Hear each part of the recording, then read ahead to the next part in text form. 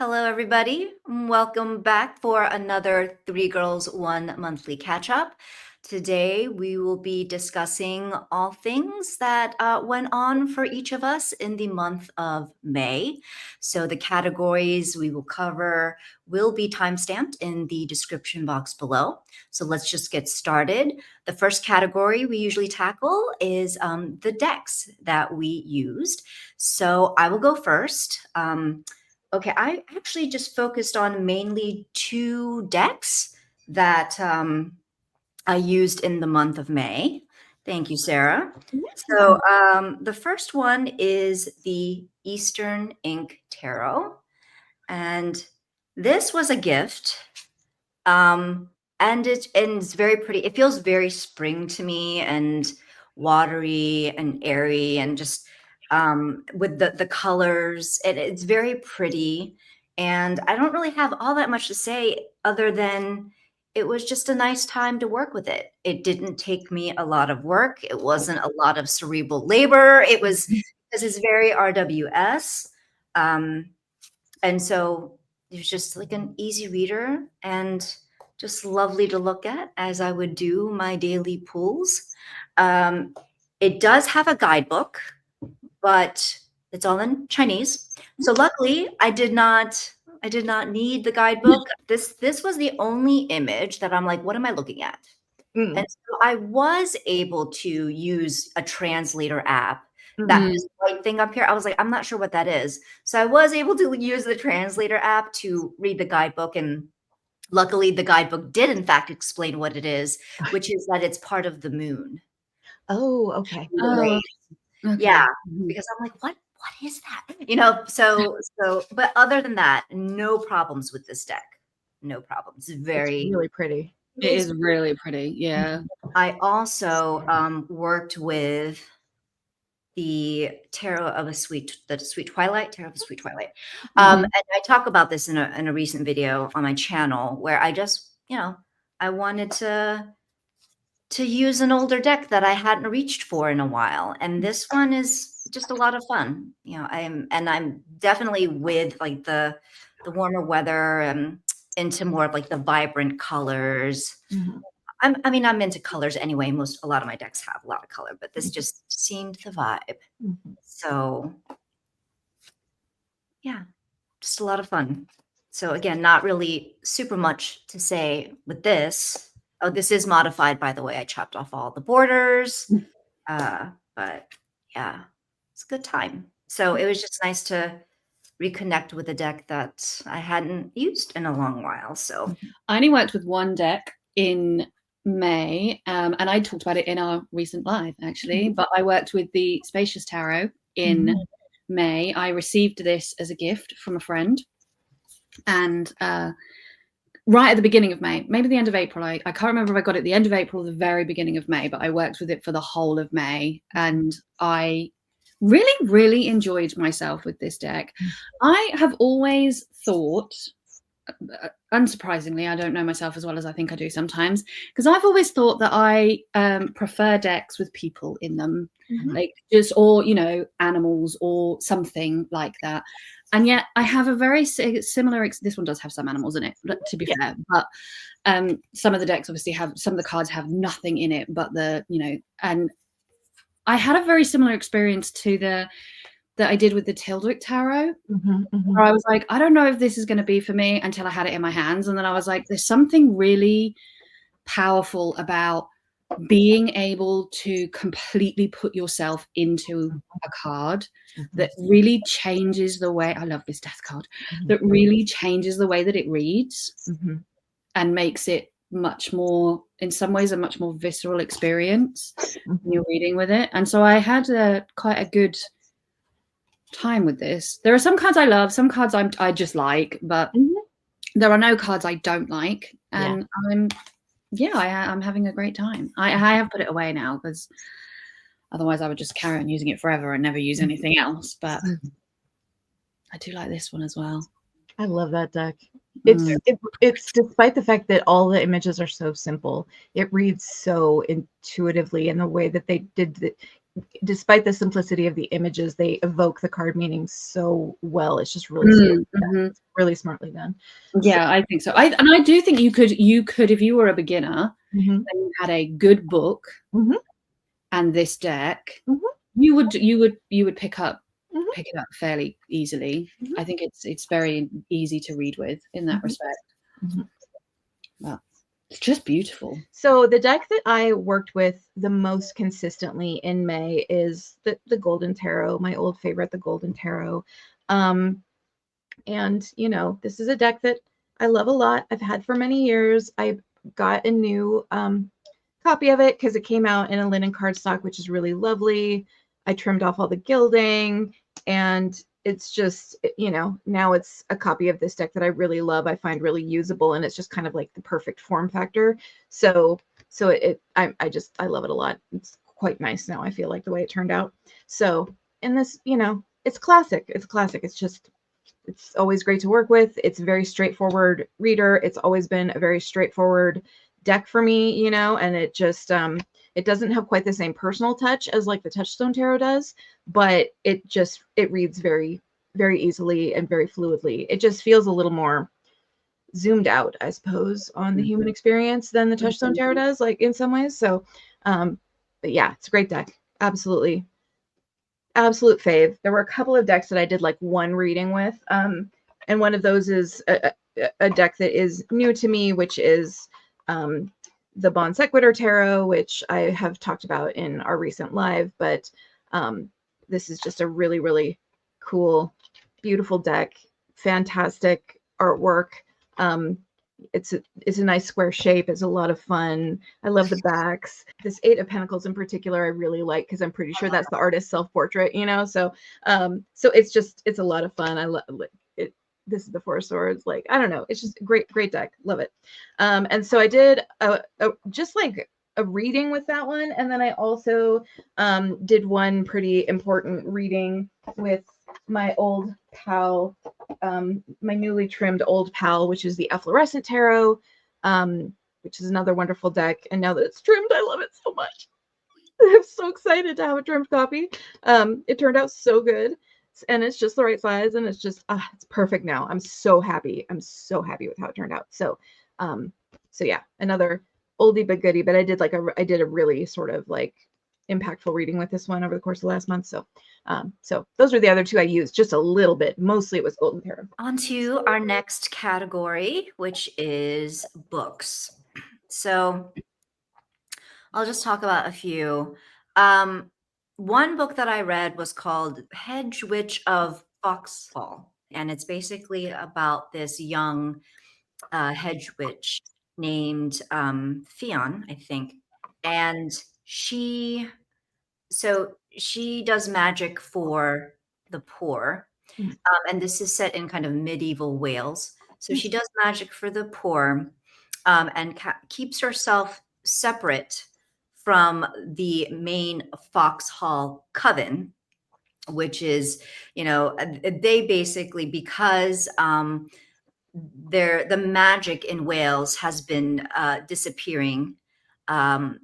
People of the town are more reliant on the Foxhall coven to work, you know, magic and to help them and to aid them with magic. The coven has become pretty controlling with who they deem worthy of receiving their, you know, magic, and power hungry, greedy, just kind of control hungry. And so, and even though Fionn's mother and sister are part of that coven. In any case, one of the magical dealings of the coven results in, it comes at a very steep cost to Fionn. And so that's pretty devastating in the beginning. And then we have these two half-brother princes who are basically, they're pitted against each other by their father, King Wales, to find a solution for the fact that there is no more magic in Wales. And the reason for that is that there is this dike that spans the border that was created by the, you know, the enemy, to basically choke off the magic. And so the king who is an asshole, is basically telling his sons, like, whichever one of you can first find a solution to this, you destroy the dike, you bring magic back to Wales, you will have the crown. Mm. So, so we have the one brother who tries to go to the Foxhall Coven for aid, and they refuse it because they actually don't want magic to come back. They want to stay in control and have power. Mhm.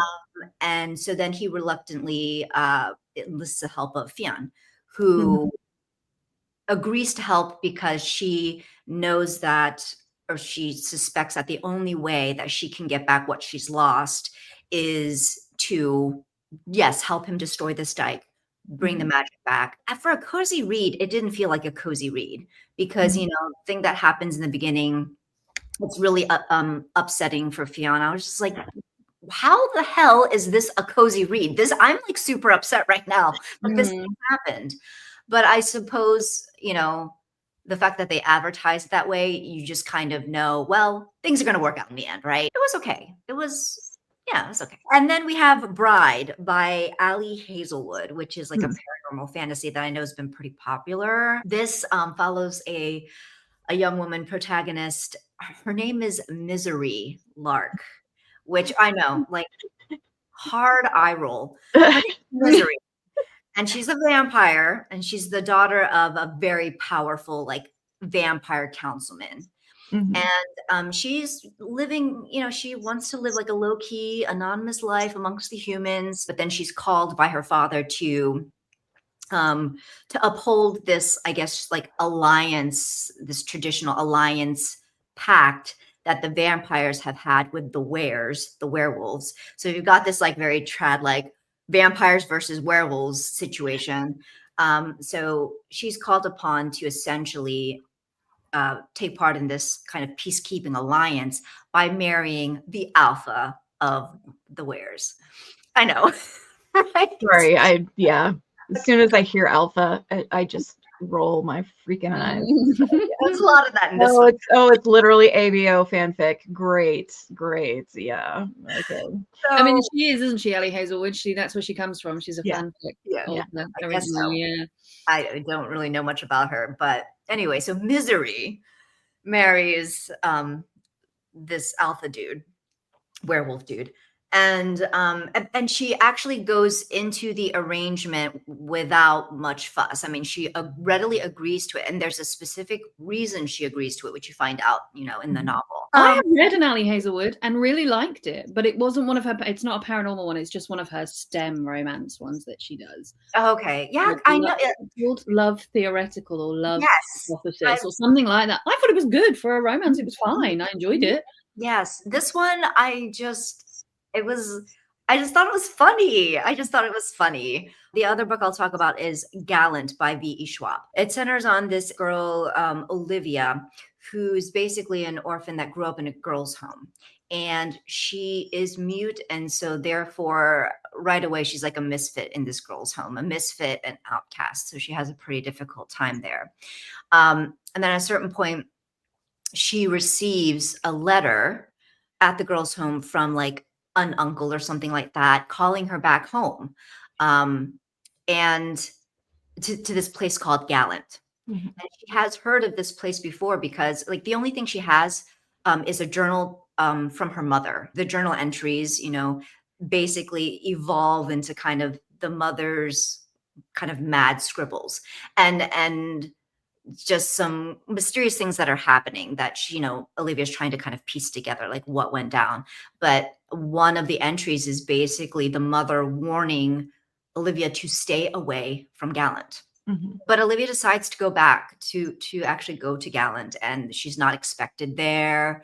The house is haunted. There are ghouls, and she still wants to stay because essentially she feels pulled toward that place and it feels like home. And there's like this wall that it's kind of bordering the premises. And there's a certain point where you can cross over that wall and you enter an alternate version of Gallant with the same manor and you know, mansion but these ghouls are actually in solid form, so they're actually dangerous. Mhm. And they're ruled by this very sinister character. The story basically follows like, okay, what is this place? Mhm. What's going on with this alternate version? Like, well, what does that have to do with her family? What happened to her mother and her Mhm. father? I liked this one. I think I like V.E. Schwab. Mhm. And I like her narrative style, and I just like her storytelling.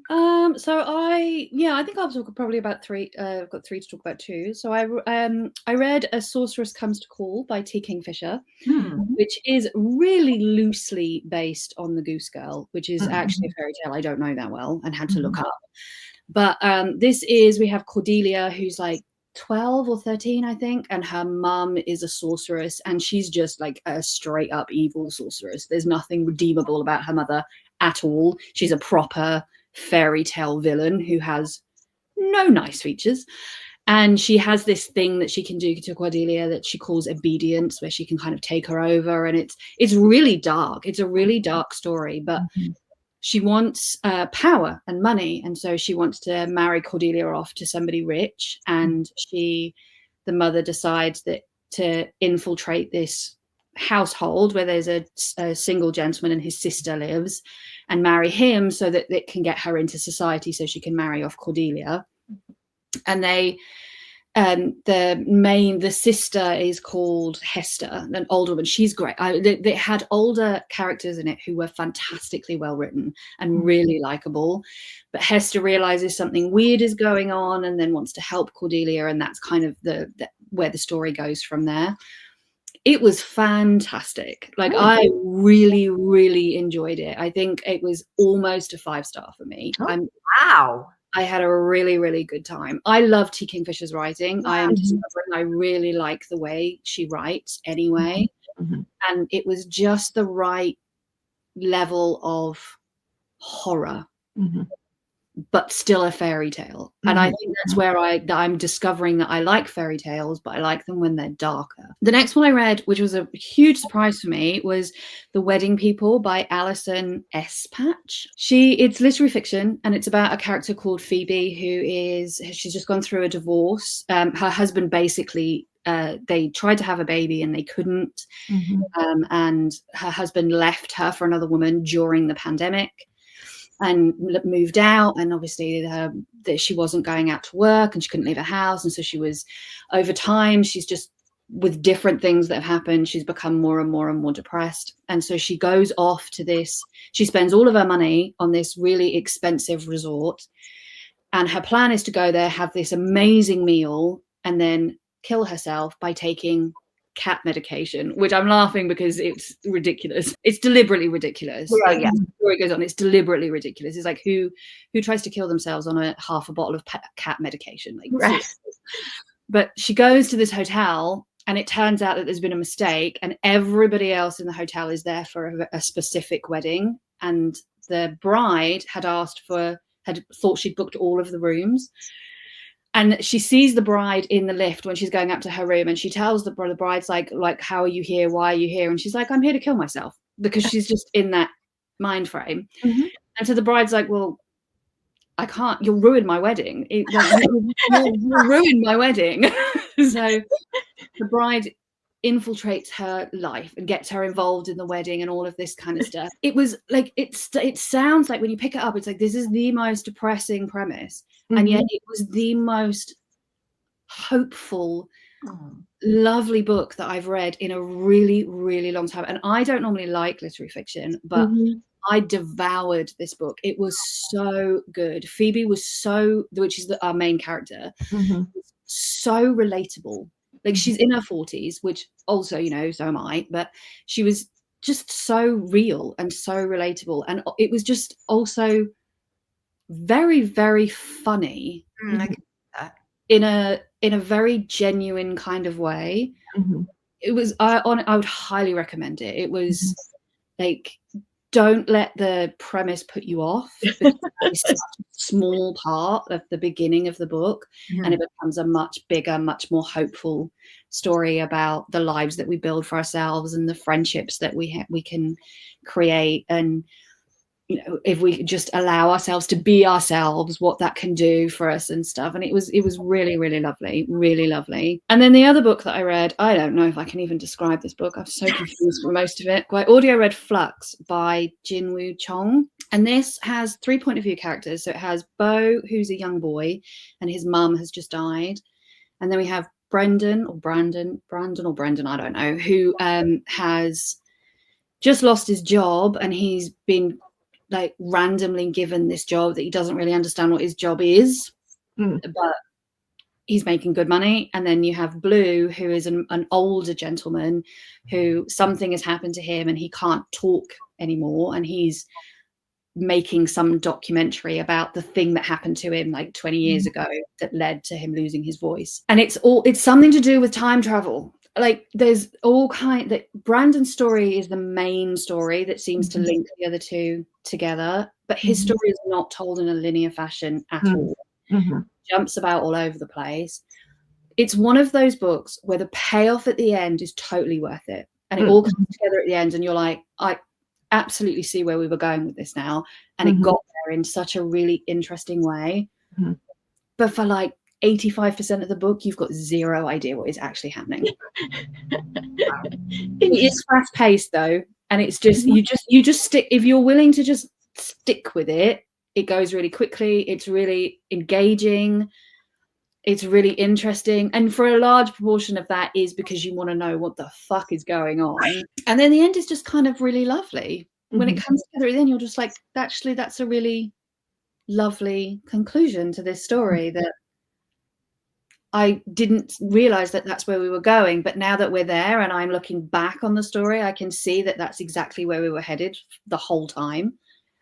So very confusing. One of the most confusing books I've ever read in my life, but totally worth it if you can handle that level of ambiguity. I'm going to try to talk about these in thematic pairs because I noticed that I had thematic pairs in what I read for a couple of the books that I read. I'll start with just one of them, which is I did read Iron Flame in May, which is the sequel to Fourth Wing, which is just like Fourth Wing, is great fun as long as you don't think too hard. It's dragons, dragon wars, dragons, wyverns, blah blah blah blah blah. You know, evil magic wielders, etc. It's one of the Fourth Wing books. It's fun. I also read 2 books by Grady Hendrix, so that's one of the thematic pairs. One of them was Witchcraft for Wayward Girls, and the other one was How to Sell a Haunted House. And I thoroughly enjoyed both of them. Witchcraft for Wayward Girls is basically about, it takes place in the 70s, and it's about girls who are sent, they get pregnant and they're sent to one of those homes where they kind of secretly have their baby. The baby's given up for adoption, and then the girl is supposed to just go back to her normal life and pretend like none of it ever happened, and so it takes place at one of those homes, and the girls there in various ways are rebelling to various degrees against the situation that they're in, and they end up being given a book of witchcraft by the librarian at the bookmobile who comes to the home every so often. And it just plays out from there, the sort of like power that they find via this book of witchcraft, like the good of that, the bad of that, the darkness of that, and how their lives end up turning out at the end. And it honestly, it was just really good. Like, I love that premise for a book. I thought it was fantastic. Super, super good book. Just, I don't know. I thoroughly enjoyed that one. I think Grady Hendrix, as you've said, Heather, writes teenage girls incredibly well, shockingly well for a guy. Like middle-aged man, I know. Yeah, it's quite remarkable actually that this guy, and I'm pretty sure he's like in his 40s, and he's writing teenage girls as well as he does. And so How to Sell a Haunted House is about this pair of siblings. Their parents pass away in a very sort of mysterious car accident. The sister is a quite successful person with a child, and comes home to help deal with the whole situation. And her brother is, in the beginning, seems like kind of a loser who has a real chip on his shoulder against his sister. We see him from the sister's perspective for most of the first part of the book, and you're just like, oh my God, this dude sucks. Like, this is impossible. Like, what's going on? The house itself, that the parents' house that they're trying to sell, is very creepy. The mom was like a puppeteer, like a Christian puppeteer, and so the house is full of all the puppets and dolls and everything that she had. So it's all kinds of weird things keep happening with the puppets and dolls, and the sister is like fighting with the brother, and they're trying to get this house sold because it's now worth a lot of money. And then we find out kind of what their childhood was actually like and why the brother is the way he is, and things that neither of them quite remember correctly or don't remember at all from their childhood that come back to them over time, and what's actually going on in the house. It was so good. The sibling relationship in that book was so good and so realistic seeming, and it went a way that I was not expecting, where both of the characters ended up being so sympathetic. The brother, who I initially hated for like the first third of the book, actually turned out to have this incredibly interesting backstory. And it was just, it was really good. Those were two books that I was very impressed with. And then the final sort of thematic pair is two sort of fairy tale novellas that I read. One of them was Thornhedge by T. Kingfisher, which is basically a retelling of Sleeping Beauty, but it's told from the point of view of the evil fairy. And what we discover is that Sleeping Beauty herself, that character was actually a very evil character, and she was put to sleep for very good reason. Basically the fairy meets a knight who comes after hundreds of years to try to rescue the princess, and it ends up being about, the relationship between the knight and the fairy, and if the princess gets awakened, what happens. And it was good. I liked it a lot. I audio read it. I feel like the narrator maybe could have made it a little more engaging. Like, it felt a little flat in the audiobook format, but the story itself I did really like. But the other sort of fairy tale novella that I read was The River Has Roots by Amal El-Motar. I really liked that book a lot. It's about sisters who live on the border of fairyland, and one of them has a lot of ties to fairyland and is sort of having this ambiguous romance with a fae creature in fairyland whose gender is never identified, but they're kind of in love. But she's also being courted by this really creepy dude from their village who ends up like murdering her. So it's, yeah, right. But things happen in a way that you don't expect, because, if you're murdered on the very border of fairyland, like, things turn out differently than what you might expect. So anyway, so it's very much just mainly about the relationship between these two sisters. And it was wonderful. Like, I thought that aspect of it, how it was really, really about sisterhood and about, two sisters caring about each other so much that one of them is willing to come back from the dead to help the other one. Like, it was really lovely. It was a really lovely book. Next category, TV and film.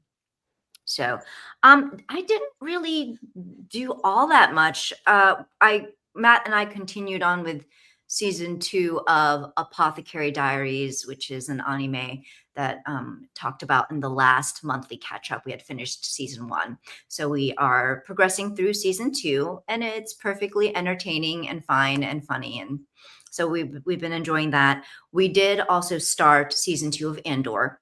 So we're making our way through that. We are about halfway through. We just finished episode 6 last night.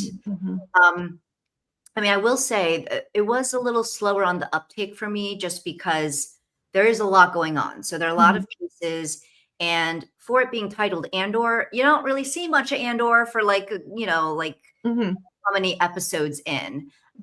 So I think that's just like a me thing in terms of like attention, span and focus, because I wouldn't say there was anything gratuitous in those episodes. And, and it's just, there's just a lot of pieces and a lot of other characters and kind of setting the stage for what's about to happen. But now we're getting more into like things happening, things going down. So we'll continue with that. And then we did go see Mission Impossible Final Reckoning, which I had no desire to see, but we make compromises for the ones we love. Yeah. That hit. And so we went, and it was 3 hours long. It was 3 hours. And in that time, I took 3 bathroom breaks, not because I had to, but because I wanted to.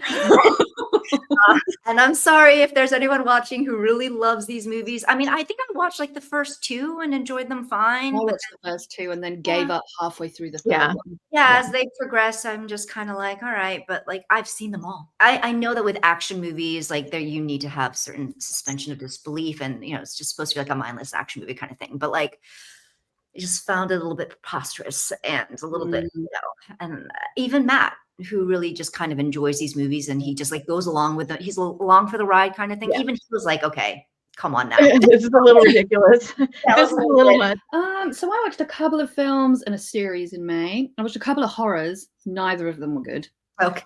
I watched, and they were both on Netflix. So I watched, first of all, I watched Time Cut, which was a slasher movie, but it's about a girl whose sister was murdered before she was born, and her parents had her as a way of dealing with their grief. But she discovers this time machine and accidentally gets sent back in time to just before her sister is murdered, and tries to stop the murder of her sister. And it just wasn't very good.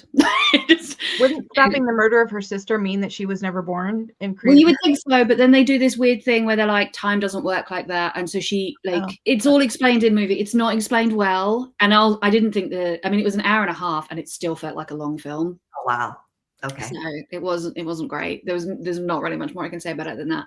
And then I watched Fear Street Prom Queen, which I was so looking forward to, because the original Fear Street trilogy that Netflix did a couple of years ago, absolutely phenomenal. It's a really good trilogy of films. And if you like horror but you don't want to go like heavy horror, it is for teenagers. So it's teenage appropriate horror, and they are great, absolutely fantastic films. This was not. It just wasn't. There was this weird dance off in the middle of the film when I literally was like, what are we doing? What are we doing now? What is happening? The end was weak. I was really disappointed. I really wanted to enjoy it because I loved the original trilogy so much, and it just felt like it had nothing to do other than it takes place in the same town. It felt like it didn't really have anything to do with the original Fear Street trilogy. I'm assuming it's still based on a book, that there is a book that it's based on, because they all are, I think, based on books originally, but it wasn't great. But then I also watched, the TV series that I watched was The Residents on Netflix. This was fantastic. So this is a detective called Cordelia Cupp, and it's played by Uzo Aduba. Yes, thank you. Absolutely phenomenal actress. But she is a detective who's like slightly has her own like slight quirk. She's obsessed with bird watching, and there's an event at the White House where the Australian Prime Minister has been invited to an event at the White House. There's this huge event happening, and upstairs somebody is murdered. And so she gets called in to investigate this murder and basically shuts down the White House and stops anybody from leaving. And you've got like really big dignitaries and Kylie Minogue and all kinds of people in the White House. And she has to solve this murder of this person. It was very much, if you like Knives Out, if you like those movies, it's that kind of vibe. I want more. I want more and more and more. I want them to do like they're doing now with the Knives Out films. I want them to do more series with different crimes every series, because Cordelia Cupp is just so much fun, and so intelligent and so like blunt, and I had a really, really good time. So and I watched that after I watched these films, so it redeemed my May TV watching. Because up to then I was having a pretty dodgy month.